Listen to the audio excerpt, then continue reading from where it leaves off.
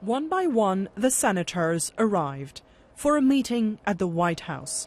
An urgent last-minute pitch by President Barack Obama. Don't impose more sanctions on Iran for now, he told them. The senators appeared unconvinced. I think there's a lot to think about as we leave. It was a long meeting and a lot of questions were asked and a lot of questions were answered, but I think everybody's probably going to go back and seek their own counsel. The president then made his case again in public. What we are suggesting, both to the Israelis, to members of Congress here, to the international community, but also to the Iranians is, let's test the proposition that over the next 6 months we can resolve this in a diplomatic fashion.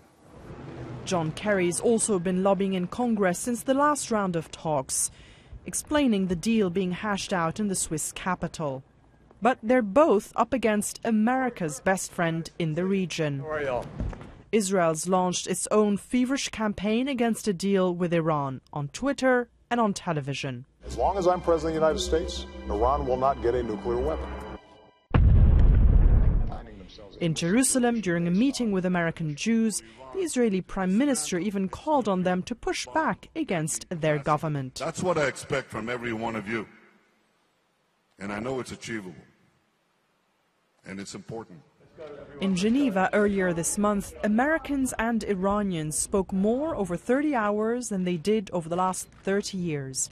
In exchange for halting progress in its nuclear program, Iran would get moderate sanctions relief while negotiations continue. And Iranians say the U.S. must stick to its end of the bargain. I'm convinced if there is more sanctions, this would be deal killer. And definitely Iranians would consider as a hostile reaction to their overtures. And at the White House, they agree. This administration believes in ending wars, not starting new ones.